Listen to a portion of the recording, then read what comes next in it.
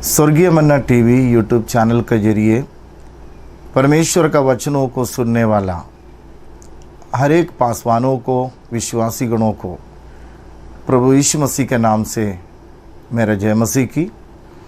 फिर से और एक बार परमेश्वर का वचन आप लोगों से शेयर करने के लिए पवित्र आत्मा मुझे अवसर दिया, इसलिए मैं खुश हूँ। विशेष करके वर्तमान में टिड्डियों का हमला उत्तर भारत में, विशेष करके मध्य प्रदेश, राजस्थान, गुजरात, हरियाणा, पंजाब, यूपी, महाराष्ट्र इत्यादि राज्यों में ज़्यादा टिड्डियों का हमला के कारण कृषि के उपज नुकसान हो गया, नष्ट हो गया। फल के अलावा पत्ता और वृक्षों के छिलका तक खाकर जा रहे हैं। तो मेरा कहने के मतलब कोरोना के बाद, कोरोना के साथ साथ ये जो घटना किसानों के लिए बहुत दुखद है। लेकिन प्रिय भाइयों बहनों, जब हम बाइबल के अनुसार मनन करेंगे, प्रभु के आगमन के पहले टिड्डियों के हमला होंगे। परमेश्वर का वचन हमें वही बताते हैं। विशेष करके योएल भविष्यवक्ता के 2 अध्याय उसके हेडिंग में लिखे रखा है, टिड्डियाँ प्रभु के दिन की चेतावनी के रूप में। पर प्रभु के दिन, प्रभु के आगमन के पहले एक चेतावनी है टिड्डियों के हमला। तो प्रभु के आगमन का हर एक भविष्यवाणी, प्रभु के आगमन के पहले का हर एक भविष्यवाणी धरती पर पूरा होते जा रहे हैं। उसमें से एक और भविष्यवाणी है, प्रभु के आगमन के पहले टिड्डियाँ आकर हमला करेंगे।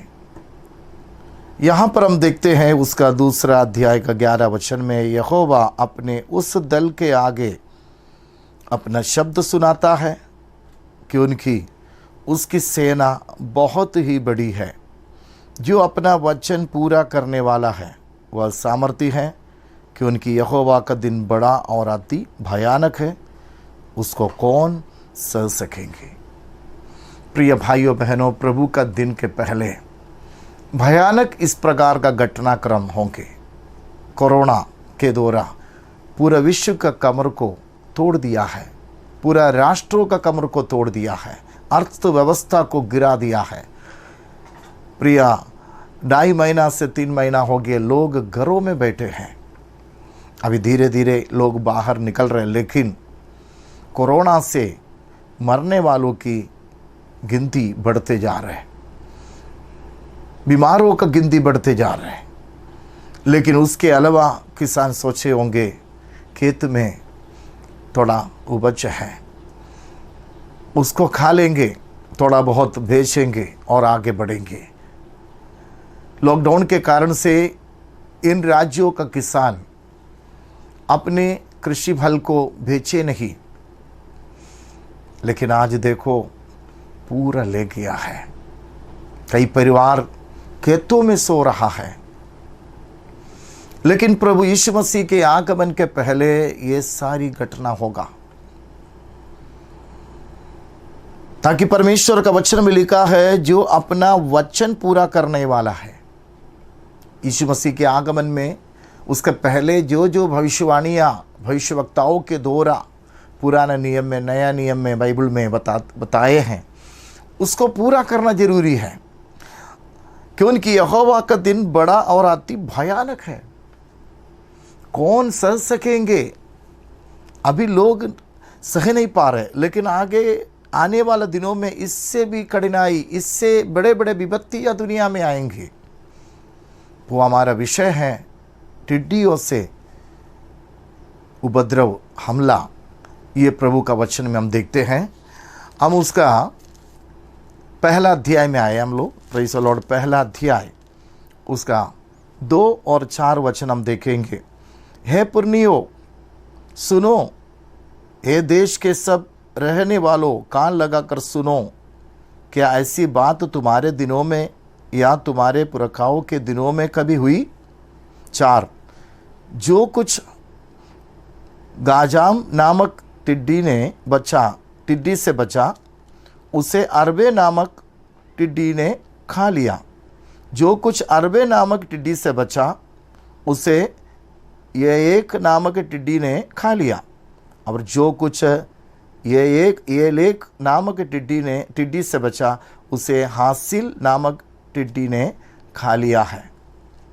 कहने के मतलब अलग अलग समयों में योएल भविष्यवक्ता कहता है टिड्डियों का हमला होके। तो इसका पहले भी हम इतिहास देखेगा तो बहुत इसी प्रकार का टिड्डियों के हमले से किसान बहुत दुखी हुआ, लेकिन ये सब मानव का पाप के कारण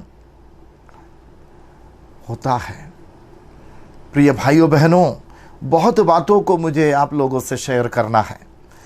पहला अध्याय का 10 और 11 में लिखा है, खेती मारी गई, भूमि बिलाव करती है कि उनकी अन्न नष्ट हो गया, नया दाख मधु सूख गया, तेल भी सूख गया।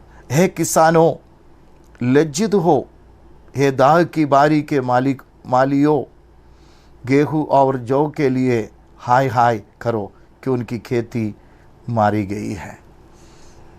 इसका पीछे कुछ वीडियोस में आपको दिखाऊंगा। राजस्थान के, मध्य प्रदेश के, अन्य राज्यों के किसान रोते हुए। प्रभु के आगमन के पहले इस प्रकार की घटनाक्रम दुनिया में होंगे। Praise the Lord. इसलिए यही सब वचन हमारे मध्य प्रदेश में, राजस्थान में सबसे ज़्यादा, उसका लिस्ट जब हम देखा जाएगा तो बहुत है। हर राज्यों में लोग रो रहे हैं। इसका 15 और 16 हम देखेंगे। योएल भविष्यवक्ता की पुस्तक पहला अध्याय का 15-16। उस दिन के कारण हाय कि उनकी यहोवा का दिन निकट है, वह सर्वशक्तिमान की ओर से सत्यानाश का दिन होकर आएगा। 16 में, क्या भोजन वस्तुएं हमारे देखते नष्ट नहीं हुई? प्रभु का आगमन भयानक है प्रियो। दुनिया में क्या क्या हलचल होंगे। कोरोना से कितने विपत्ति, कितने परेशानी हुआ है, कितने लोग मरे हैं और ख़त्म नहीं हुआ है।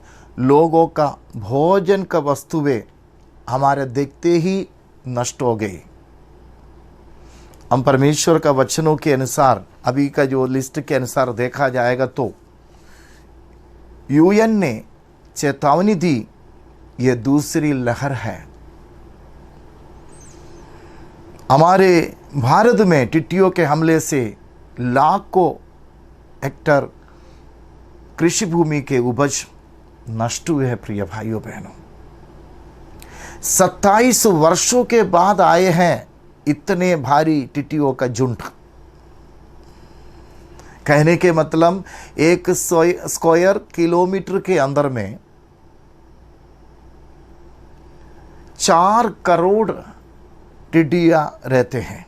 1 स्क्वायर किलोमीटर के अंदर में 4 करोड़ टिड्डियां रहते हैं।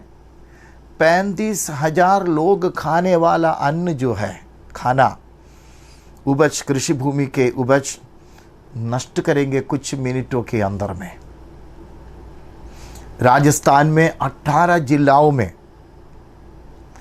करीब 6,70,000 हेक्टर कृषि भूमि को ये टिड्डियां बीते दिन में नष्ट कर दिए। मध्य प्रदेश में 26 तारीख के हिसाब से 8,000 करोड़ रुपया का कृषि उत्पन्न उपज को ये टिड्डियां नष्ट कर दिया है। ये पाकिस्तान से आए हैं प्रिय भाइयों बहनों। और राजस्थान के 33 जिलाओं में, 16 जिलाओं में ये टिड्डियां कृषि उपज को नष्ट कर दिया। एक दिन में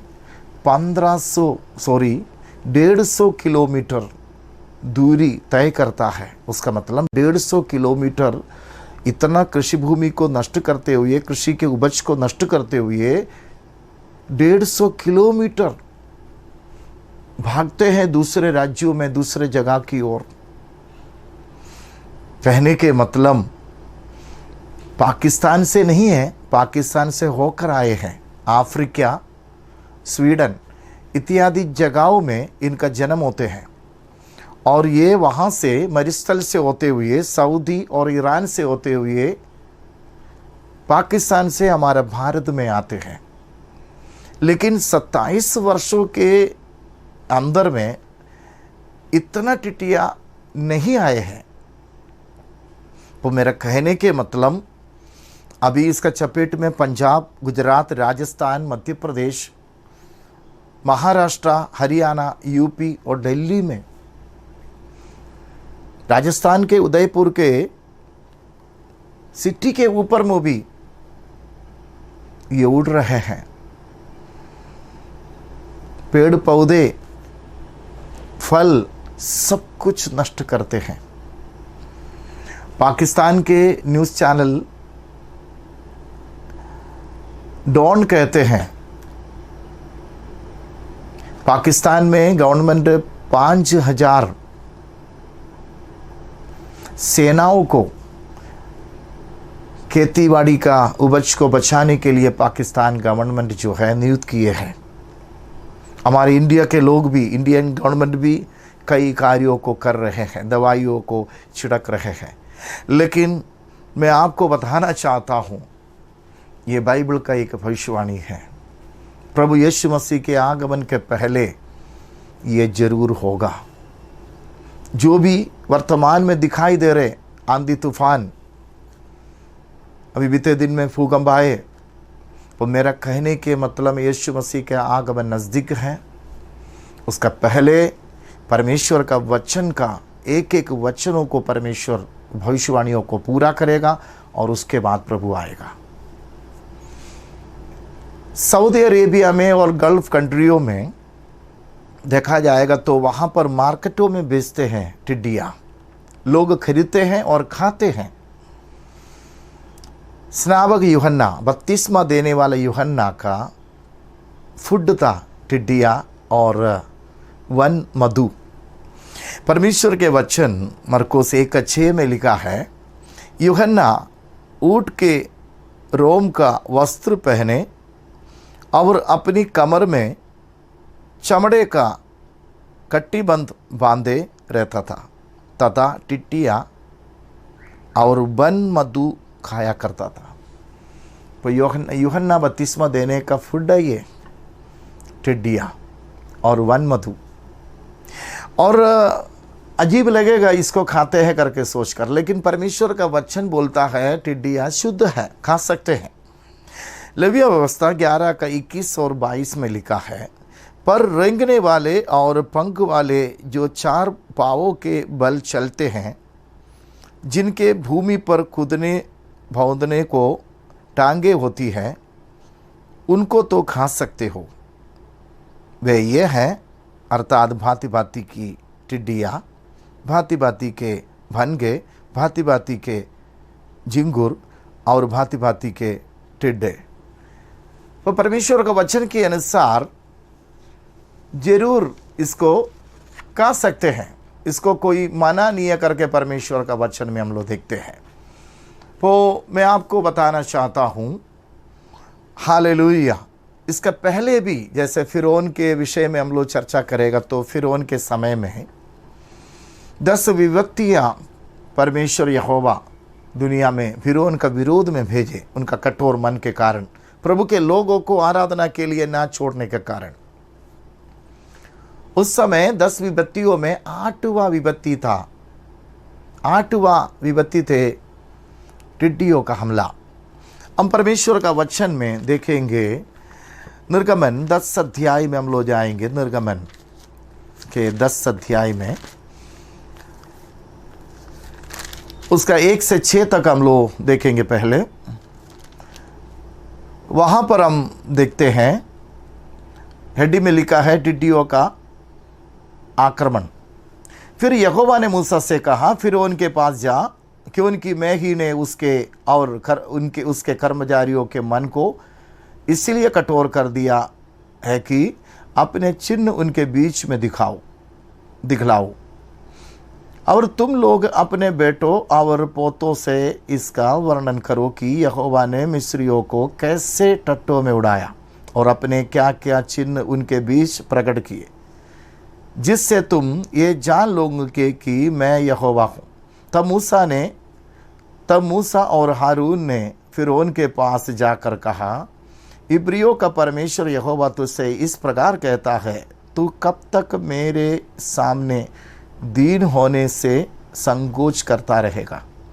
मेरी प्रजा के लोगों को जाने दे कि वे मेरी उपासना करें। यदि तू मेरी प्रजा को जाने ना दे तो सुन, कल मैं तेरे देश में टिड्डियाँ ले आऊँगा और वे धरती को ऐसा छालेगी कि वह देख ना पड़ेगी, और तुम्हारा जो कुछ ओले से बच रहा है उसको वे चट कर जाएगी, और तुम्हारे जितने वृक्ष मैदान में लगे हैं उनको भी वे चट कर जाएगी, और वे तेरे और तेरे सारे कर्मचारियों यहाँ तक कि सारे मिस्रियों के घरों में भर जाएगी। इतनी टिटियाँ तेरे बाप दादों ने या उनके पुरखाओं ने जब से पृथ्वी पर जन्मे तब से आज तक कभी ना देखी। तब वह मुड़कर फिरौन के पास से बाहर चला गया। बीते दिन का न्यूज़ में राजस्थान के घरों में, राजधानी का घरों में किचन तक, बेडरूम तक टिड्डियाँ भर गए। लोग सो नहीं पाए, लोग खाना बना नहीं पाए। परमेश्वर का वचन के अनुसार लोगों का कठोर मन के कारण, लोग जीवित परमेश्वर को ना जानने के कारण इस प्रकार का हमला होता है।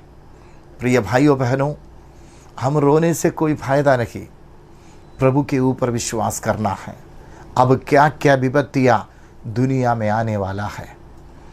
प्रिय भाइयों बहनों, आज इस YouTube चैनल के जरिए प्रभु का वचनों को सुनने वाला प्रियो, आप प्रभु का आगमन के लिए तैयार हो जाओ। प्रभु का आगमन के पहले टिड्डियों का हमला होंगे। योएल भविष्यवक्ता ने बताया, फिरौन का मन का कठोरता के कारण टिड्डियों को भेजकर परमेश्वर हमला करूंगा करके बताया है। तो ये सारी वचन वर्तमान में पूरा होते जा रहे हैं। प्रभु यीशु मसीह दौर पर है, उनका आगमन नज़दीक है। इसलिए आप प्रभु का आगमन के लिए तैयार हो जाओ। यहाँ 14 से हम लोग पढ़ेगा तो 14 से हम पढ़ेंगे 10 का 14 से निर्गमन। और टिड्डियों ने चढ़ के मिस्र देश के सारे स्थानों में बसेरा किया। उनका दल बहुत भारी था, वरन ना तो उनसे पहले ऐसी टिड्डी आई थी और ना उसके बाद ऐसी फिर आएगी। वे तो सारी धरती पर छा गई, यहाँ तक कि देश में अंधकार छा गया और उसका सारा अन्न आदि और वृक्षों के सब फल अर्थात जो कुछ ओले से बचा था सबको उन्होंने चट कर लिया। यहाँ तक कि मिस्र देश भर में ना तो किसी वृक्ष पर कुछ हरियाली रह गई और ना खेत में अनाज रह गई। भारत के लाखों हेक्टर कृषि भूमि में सब कुछ नष्ट करके गया है। लोग रो रहे हैं, अभी कह रहे हैं अगले सप्ताह के अंदर में छत्तीसगढ़ में आएंगे। मैं छत्तीसगढ़ भिलाई में रहता हूँ और कई वीडियो आप देखे होंगे, सुने होंगे। हमारे लाइफ में इतने टिड्डियों को हम लोग कभी भी नहीं देखे हैं, कंट्रोल नहीं कर पा रहे। छत्तीसगढ़ गवर्नमेंट ने बताया, उसका मतलब यहाँ का किसान ने बताया हम डीजे बजाएंगे और दवाइयाँ छिड़केंगे। लेकिन प्रिय भाइयों बहनों, कौन इसको रोक सकता है? परमेश्वर का वचन में जो कुछ लिखा है वो पूरा होगा। वो तब तक होगा लोग मन फिरा कर प्रभु यीशु मसीह पर जब तक विश्वास ना करें। लेकिन सब लोग विश्वास नहीं करेगा, बहुत कम लोग इनमें से विश्वास करेगा। उन कम लोगों के लिए प्रभु बादलों पर आने वाला है। उनका आगमन का पहले का एक चिन्ह है टिड्डियों के द्वारा हमला।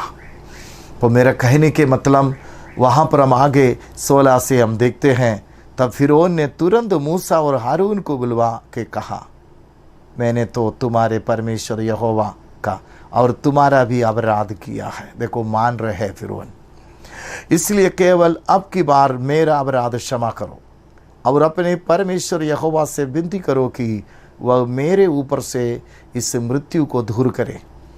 तब मूसा ने फिरौन के पास से निकलकर यहोवा से विनती की।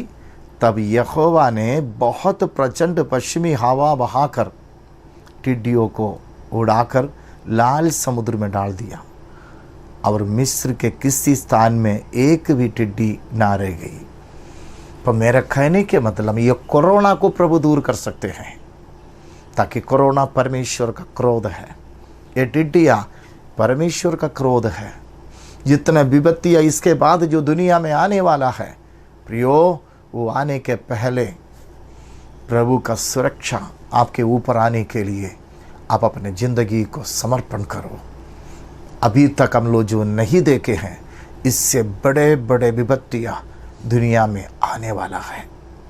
लेकिन अगर आपको, आपका बच्चों को, आपका परिवार को, अगर सहविश्वासियों को, पासवानों को सुरक्षा चाहिए, तो बचना है, तो प्रभु यीशु मसीह के ऊपर विश्वास करके निरंतर प्रार्थना करते हुए, निरंतर उसका वचनों के अनुसार जीवन बिताते हुए आगे बढ़ो, तब आपको कोई हानि नहीं होगी। तो मेरा कहने के मतलब प्रेज़ द लॉर्ड, कई बातें हम इस वचनों के द्वारा हम देख सकते हैं, लेकिन एक बात मैं जरूर बोलकर बंद करूंगा। अभी का टिड्डियाँ पेड़ पौधे को, फलों को खा लेगा, कृषि भूमि के उपजों को खा कर जाएगा, इंसान को कुछ नहीं करते। लेकिन महाक्लेश में आने वाला टिड्डियाँ पेड़ पौधे को, कृषि के उपज को नहीं खाएंगे, इंसानों को दंड देने के लिए आ रहे हैं। बाइबल के उस भाग को पढ़कर मैं बंद करना चाहता हूँ। प्रकाशित वाक्य 9 अध्याय में आप लोग मेरे साथ आए। प्रकाशित वाक्य 9 अध्याय उसका 3 से लेकर हम पढ़ेंगे। उस दुवे में से पृथ्वी पर टिड्डियाँ निकली और उन्हें पृथ्वी के बिच्छुओं की सी शक्ति दी गई।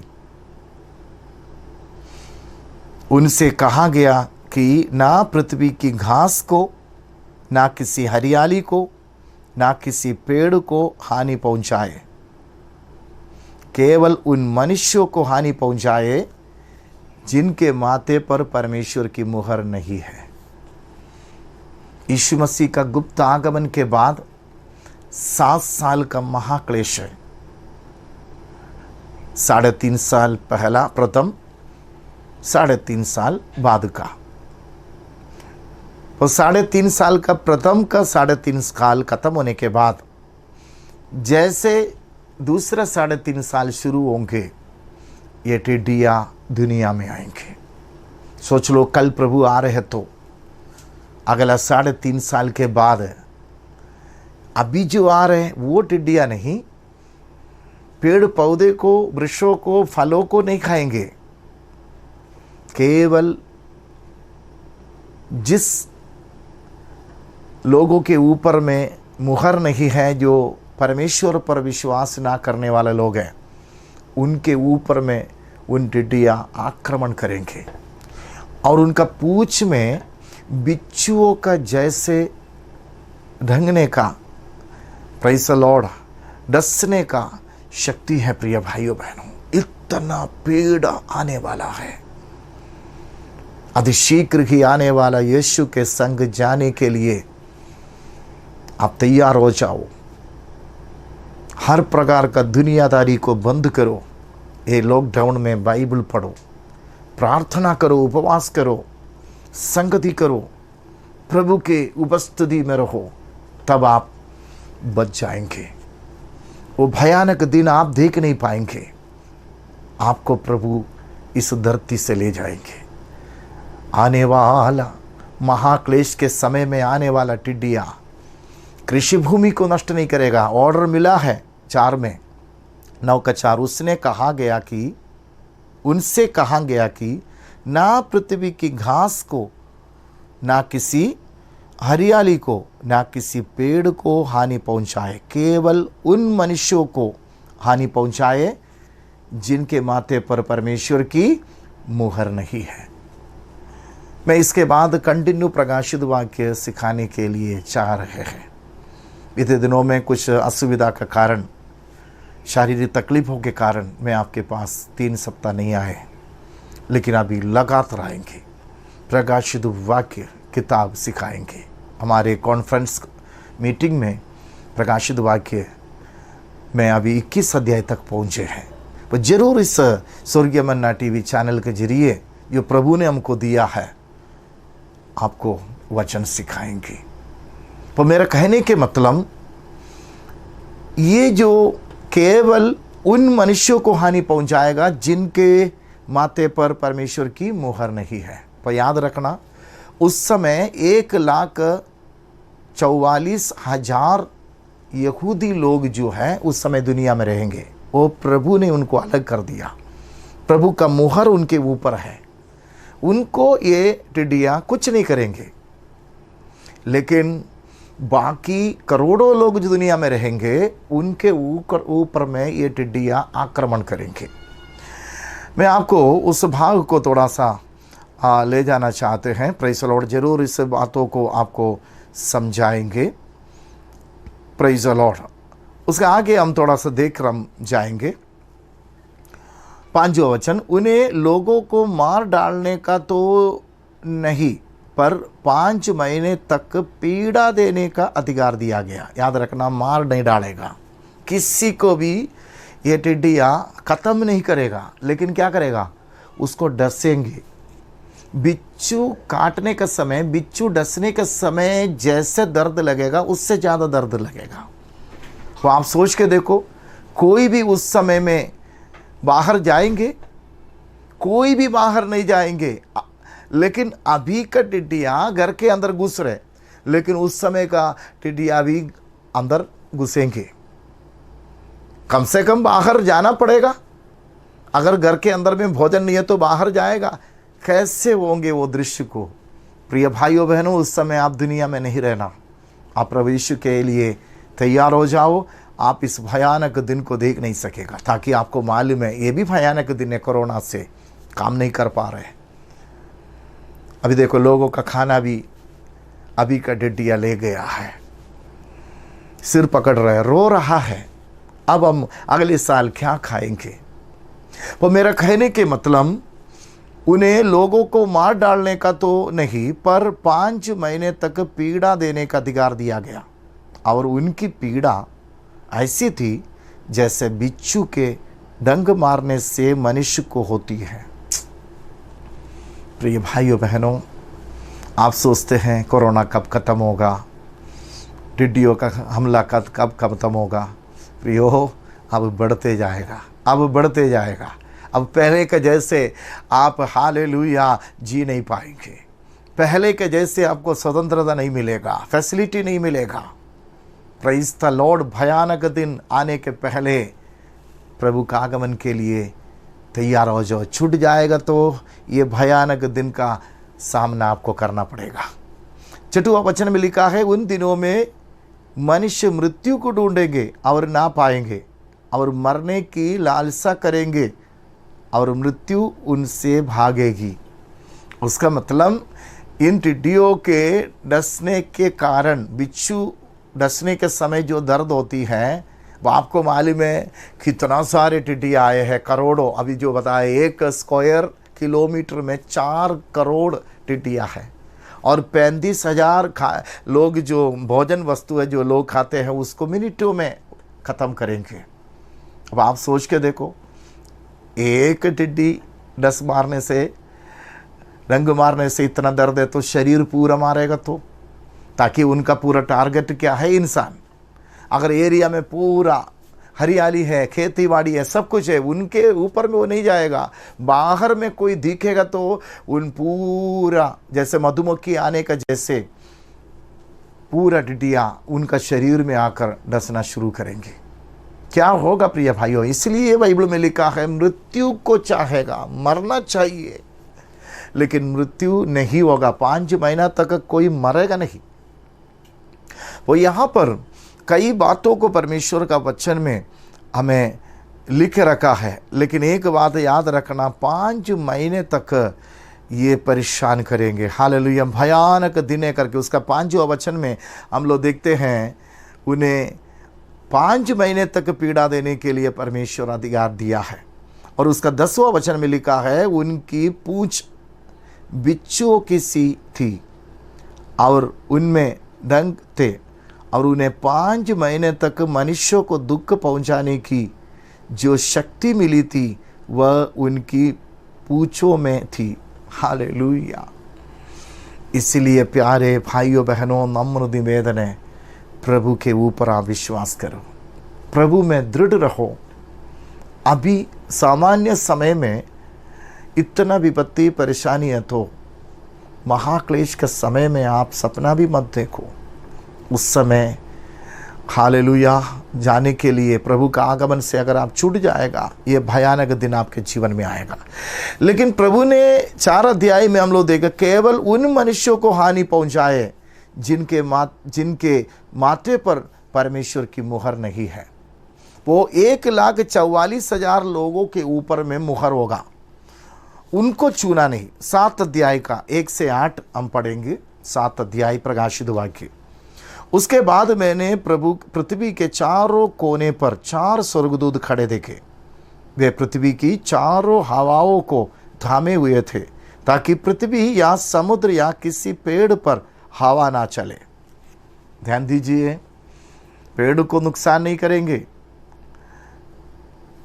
फिर मैंने एक ऐसा स्वर्गदूत को जीवित परमेश्वर की मुहर लिए हुए पूर्व के ऊपर की ओर आते देखा। उसने उन 4 स्वर्गदूत से जिन्हें पृथ्वी और समुद्र की हानि करने का अधिकार दिया गया था ऊंचे शब्द से पुकार कर कहा, जब तक हम अपने परमेश्वर के दासों के माथे पर मुहर ना लगा दे तब तक पृथ्वी और समुद्र और पेड़ों को हानि ना पहुंचाना।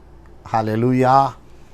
1,44,000 यहूदी लोग महाक्लेश के समय में प्रभु यीशु मसीह पर विश्वास करेंगे। उनके ऊपर में माथे पर मुहर लगाना ताकि ये टिड्डी उनको परेशान ना करे। तो पहले से बोल चुका है, जिनके ऊपर में मुहर नहीं लगाया है उनको परेशान करो। वो प्रभु पर विश्वास करने वाला लोग है। मृत्यु नहीं देना लेकिन उनको परेशान करना है। प्रिय भाइयों बहनों, कितना सच्चाई प्रकाशित वाक्य में लिख रखा है। वो वहां पर 4 में लिखा है, जिन पर मुहर दी गई मैंने उनकी गिनती सुनी, अर्थात इस्राएल की संतानों के सब गोत्रों में से 1,44,000 पर मुहर दी गई। करोड़ों करोड़ों यहूदी दुनिया में जीवित रहते थे।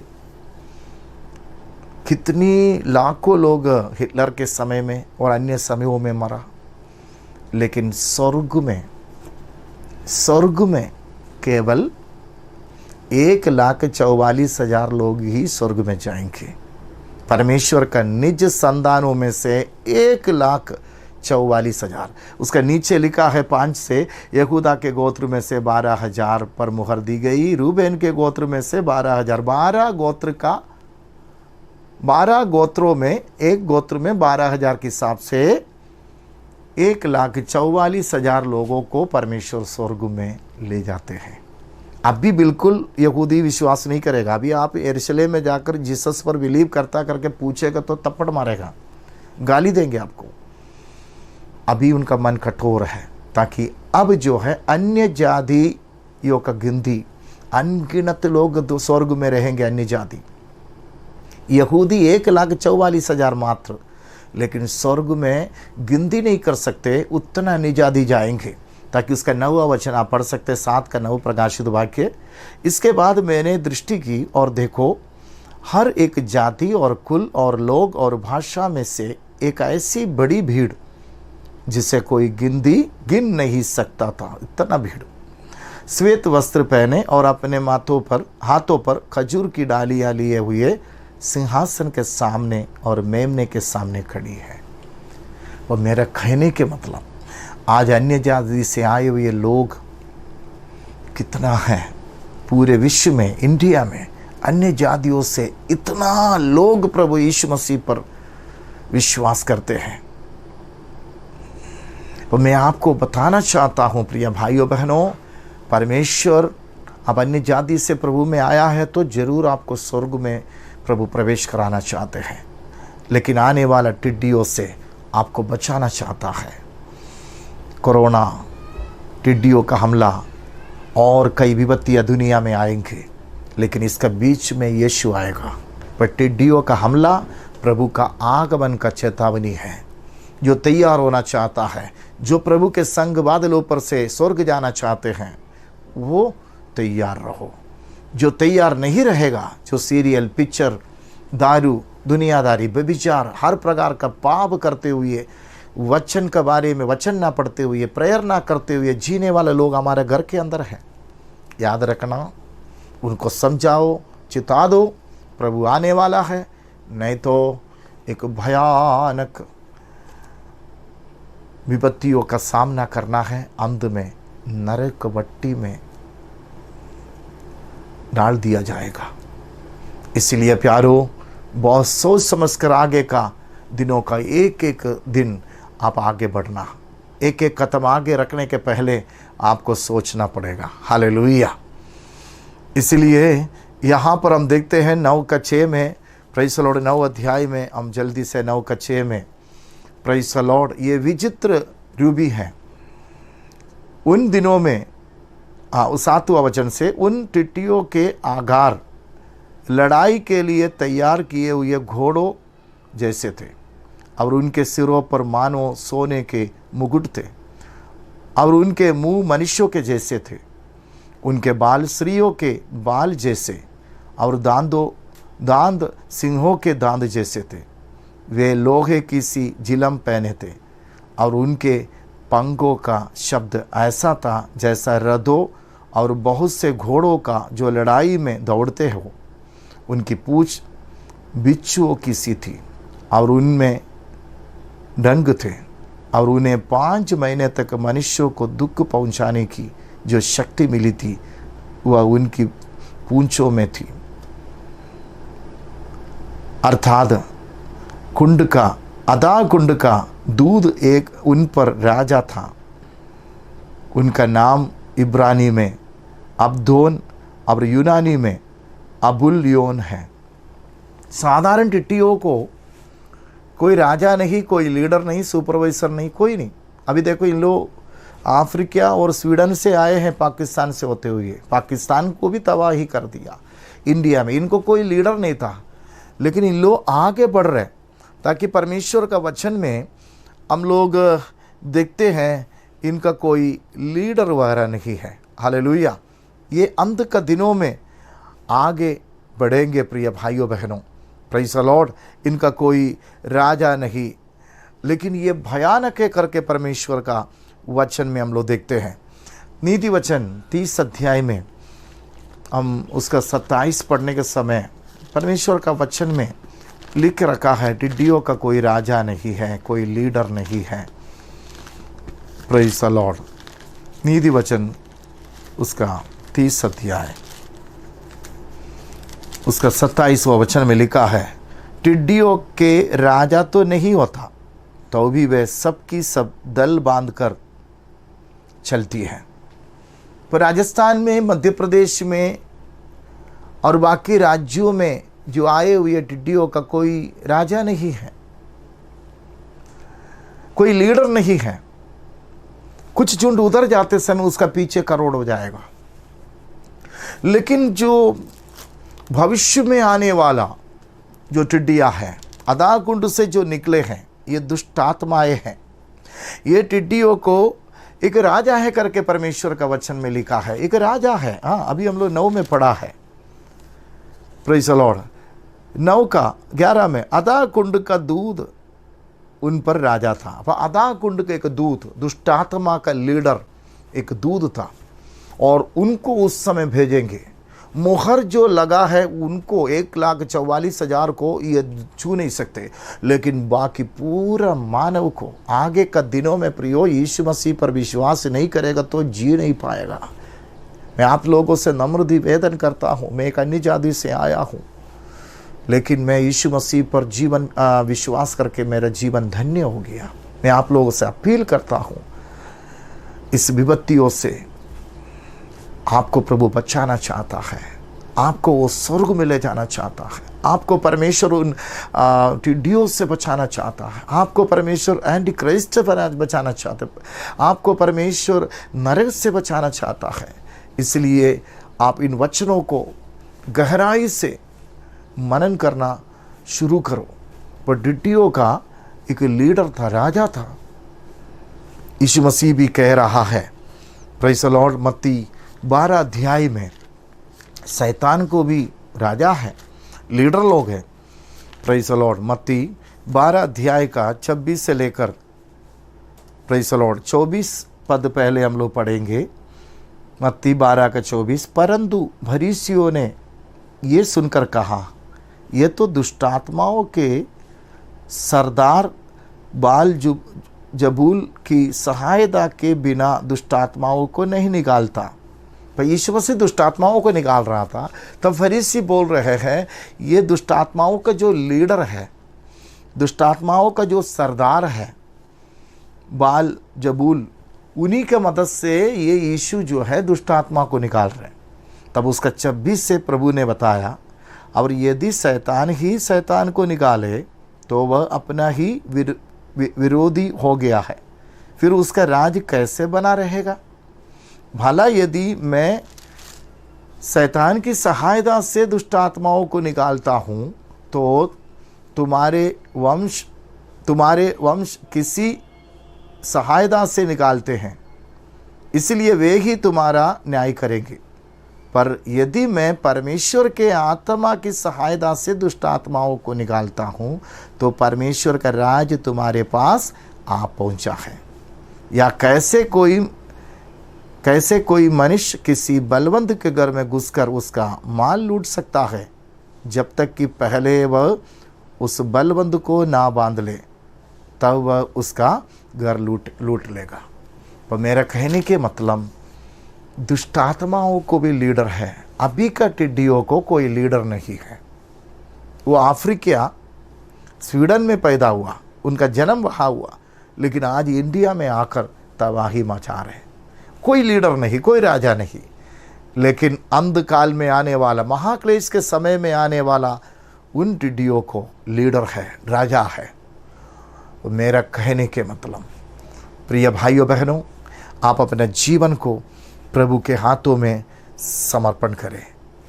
और दुष्ट आत्मा केवल टिड्डियों के द्वारा नहीं, प्रभु के आगमन के पहले धरती पर आया है। हमारे बीच में से कई लोगों को शैतान यूज़ कर रहे, कई पासवानों को, कई विश्वासियों को शैतान यूज़ कर रहे हैं। पहला तिमोथी 4 का 1-2 में लिखा है, भविष्य में भरमाने वाली आत्मा और दुष्ट आत्माओं का, हालेलुया, उपदेश देने वाला बहुत तेरे लोग जगत में आएंगे। इसलिए प्यारो, आगे के दिनों में ऐसा घटना क्रम होते रहेंगे, विपत्तियाँ भी बंद नहीं होगा, कई प्रकार का परेशानियाँ दुनिया में आएंगे। लेकिन याद रखना, प्रभु का बुलाहट अगर आपके ऊपर है, कितना भी परेशानी आने दो, परमेश्वर आपको संभालेगा। इसलिए एक अच्छा काम परमेश्वर आपके अंदर से शुरू किया है तो वो मसीह के समय तक उसको पूरा करेगा।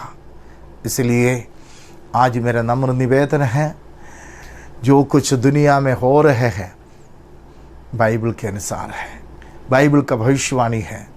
यीशु मसीह का आगमन का एक चिन्ह है, अभी हमारे उत्तर भारत में जो टिड्डियों का हमला। इसलिए प्रिय भाइयों बहनों, मैं आप लोगों से नम्र निवेदन करता हूँ, परमेश्वर का वचन पर विश्वास करें, प्रभु का आगमन के लिए अपने जीवन को तैयार करें, अपने आँखों को बंद करें। मैं आप लोगों के लिए प्रार्थना करना चाहता हूँ।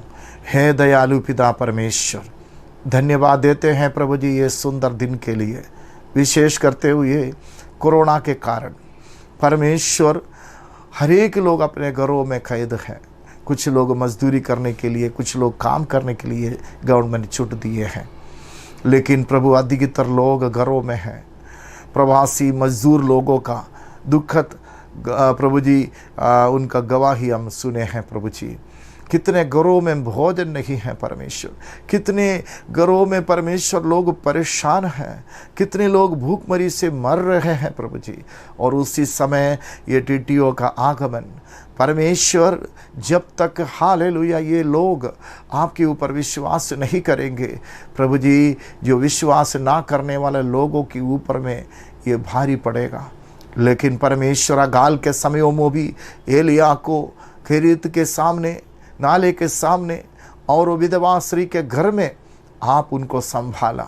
वैसा ही परमेश्वर आपका वचन सुनाने वाला दासों को, परिवारों को और विश्वासी गणों को परमेश्वर आप संभालेगा, ये हमारा विश्वास है प्रभु।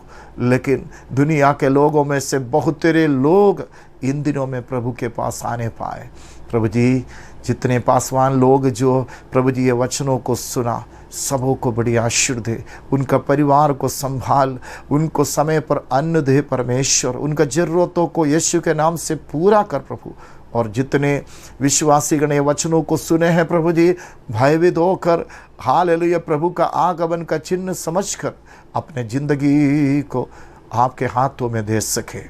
और परमेश्वर आने वाला भयानक विपत्ति जो टिड्डियों का हालेलुया जो हमला आने वाले दिनों में होंगे, उस समय कृषि भूमि को नहीं, परमेश्वर मनुष्यों को ढंग मारेंगे। इसलिए प्रभु जी उस महाक्लेश में हालेलुया कोई भी हालेलुया ना जाने पाए। जितने लोग वचनों को सुन रहे हैं प्रभु यीशु आपका गुप्त आगमन में हालेलुया वो उठा लिया जाए, उनको आप जिला दिया जाए प्रभु जी, ताकि उन लोग स्वर्ग में पहुंचने पाए। प्रभु परमेश्वर हर एक आवश्यकताओं के लिए मैं प्रार्थना करता हूँ। सभी लोगों को आपने इन वचनों के द्वारा आशीर्वाद दिया, धन्यवाद प्रभु। प्रकाशित वाक्य लोगों को सिखाना चाहते हैं प्रभु जी, सहायता करना। अगले वीडियो में प्रभु जी जब तक हम लोग ना आए तब तक हम सबों को संभाल परमेश्वर। आपने आशीष दे दिया, धन्यवाद। प्रार्थना यीशु मसीह के नाम से, आमेन। Kila mahali na sisi huko nyumbani tumezoea tulikuwa tunatengeneza senene tunatumia, lakini senene wanaotoka hapa Kagera wanaandaliwa vizuri kulinganisha na senene wengine wanaoandaliwa sehemu zingine, na ndio maana ninapopata fursa ya kuja huku huwa napenda kuja kununua senene hapa ili kwenda kutumia nyumbani kwa muda fulani. Na napenda hatuwezi tukatoa historia yake. Tunaona wanashuka, tunao senene hawa. Senene wapo aina tatu. Tuna senene wa kukaangwa, tuna senene kwa supu kama unapenda. Yaani senene hao mnavyoniona, senene wananitunza, sina kazi yoyote tofauti na senene. Nakula kwa senene, navaa kwa senene, watoto wangu wanasoma kwa senene.